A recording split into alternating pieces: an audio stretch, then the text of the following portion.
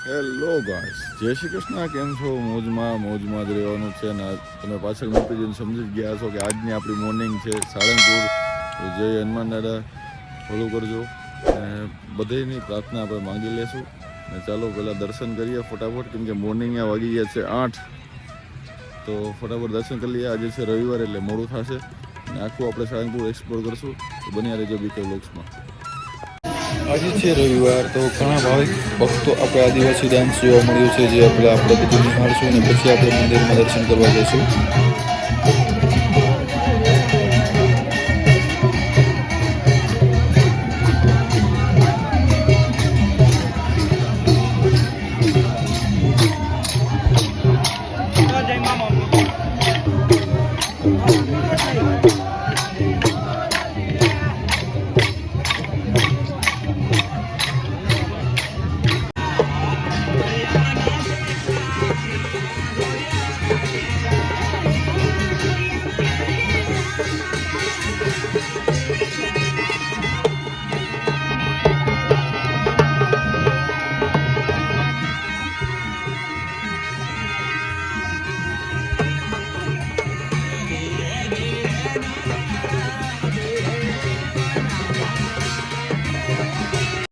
Finally આપણે entry લઈ લીધી છે મંદિરમાં અંદર દર્શન કરવા માટે. તો થોડી જ વારમાં આપણે કષ્ટભંજન દેવ હનુમાનજી દર્શન આપવાના છે. તો જોરથી બોલજો, કષ્ટભંજન હનુમાનજીની જય. ભગવાનને આપણે પ્રાર્થના કરી લીધી છે કે આપણા બધા ફ્રેન્ડ્સ ફોલોવરને બધાને સહી સલામત રાખજો અને કારકિર્દીમાં આગળ વધારજો.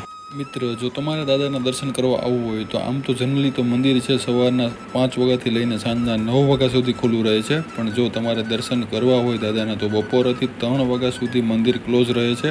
તો એ ટાઈમ પ્રમાણે તમે તમારી રીતે આવી શકો છો. આ તમને છે લાઈવ આરતી જોવામાં મળી રહી છે, જે ભાવિકો દાદાની મૂર્તિ જોઈને દર્શન કરીને શાંતિ અનુભવે છે, જે તમે પણ દર્શન કરી શકો છો લાઈવ. અને અમુક ભક્તો જો છે એ દર્શન કરીને થોડીવાર અહીંયા હનુમાન ચાલીસા અને ભગવાનના નામ, આપણે પણ ભગવાનનું નામ લઈ હનુમાન ચાલીસા વાંચીને બહાર નીકળી ગયા છીએ. અને હવે આપણે વધારવાનું છે શ્રીફળ, જે તમે અહીંયા અનોખી રીતે જોઈ શકશો. જો તમને બતાવું છું કે કઈ રીતે શ્રીફળ વધારવામાં આવે છે. હા ગાઈસ, આ હનુમાન દાદાની મૂર્તિ તો છે જ, પણ અનોખી છે. જો તમે એક હાથમાં નારિયેળ નાખશો તો બીજા હાથમાં તમને પ્રસાદી રૂપે શ્રીફળ વધારીને તૈયાર મળશે. જો વાહ, છે ને એક અનોખું. તમે પણ એક આ લાભ લેજો જ્યારે પણ કષ્ટભંજન મહાદેવના મંદિરે દર્શન કરવા જાવ ત્યારે. આજે જોઈ રહ્યા છો એ છે શ્રી હરિ મંદિર, જે મુખ્ય મંદિરની બાજુમાં આવેલું છે, જે પ્રાચીન મંદિર છે.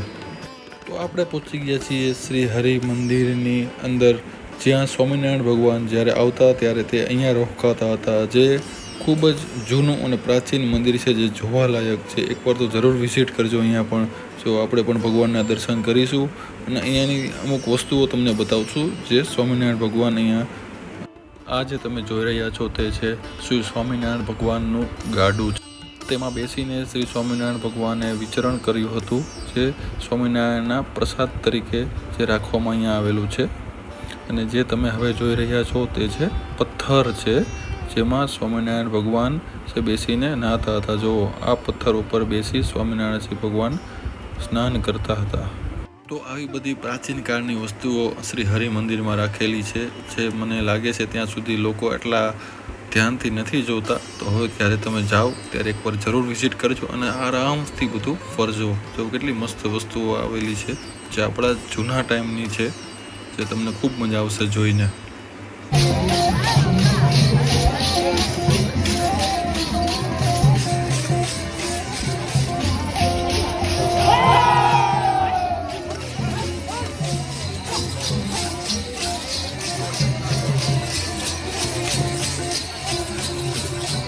મંદિરની બાજુમાં જ એક વડતાલ ધામ ધાર્મિક સ્ટોર જ્યાં આવેલું છે, જ્યાંથી તમે ફોટો અને માળા છે એ બધી વસ્તુઓ તમે શોપિંગ કરી શકો છો.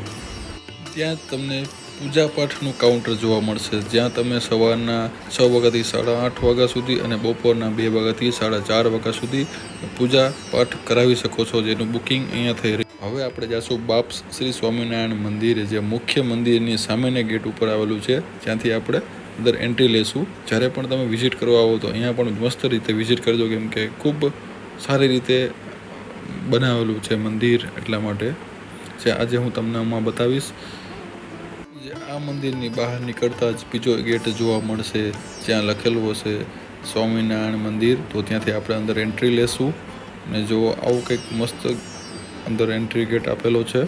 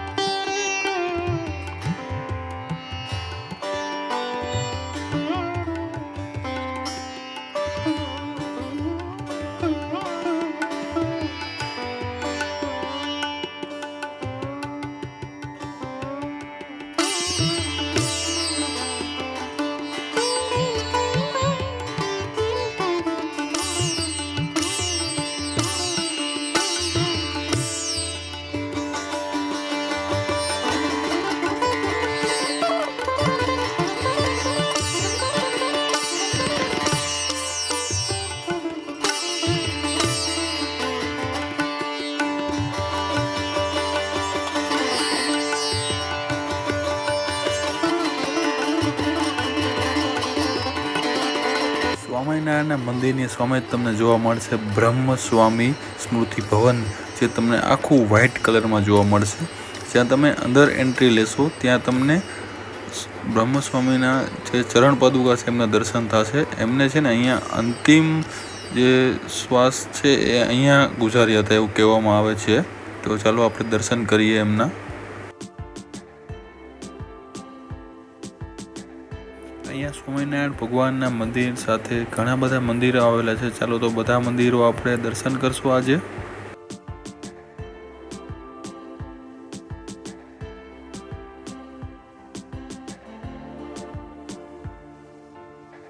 તો મિત્રો હવે આપણે વાત કરશું રહેવાની. તો ત્યાં એક સ્વામિનારાયણ અતિથિ ભવન આવેલું છે, જ્યાં તમને 800થી લઈને 1500 સુધીની રૂમ તમને જોવા મળી જશે. એની જ બાજુમાં આવેલું છે હજી એક, જે સસ્તા બજેટમાં મળી જશે. તમને 400થી 500ની રેન્જમાં તમને ત્યાં રૂમ રહેવા મળી જશે.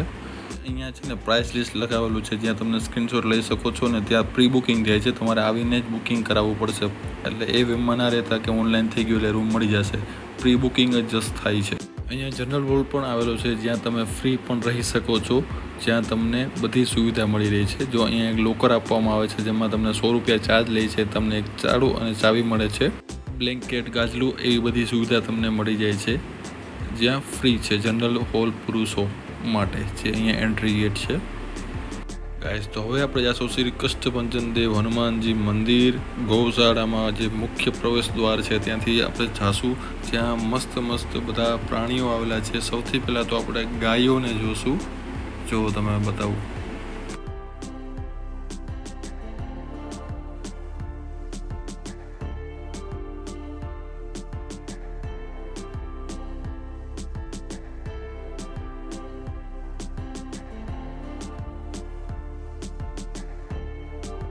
ત્યાંથી આપણે આગળ વધીને એન્ટ્રી લેશું શ્રી યજ્ઞપુરુષદાસ ગૌશાળાની અંદર, જ્યાં તમને જોવા મળશે આખલો અને પાડો જોવા મળશે, જ્યાં તમે ક્યારેય નહીં જોયો હોય. માથા ભારે પાડો ભાઈ.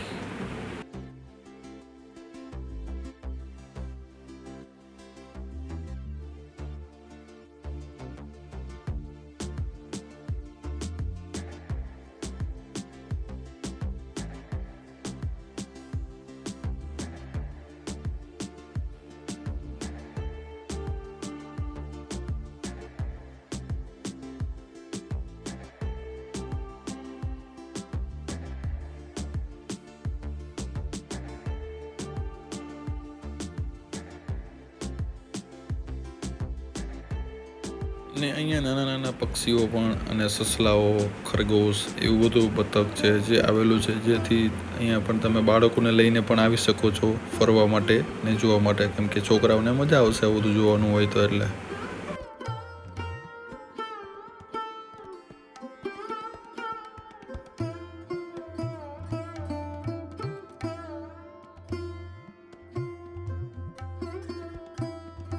પછી તમને બતાવું છું ગીર ઓલાદના શ્રેષ્ઠ ધણખૂટ જે અહીંયા આવેલા છે, જે તમે જરૂર વિઝિટ કરજો.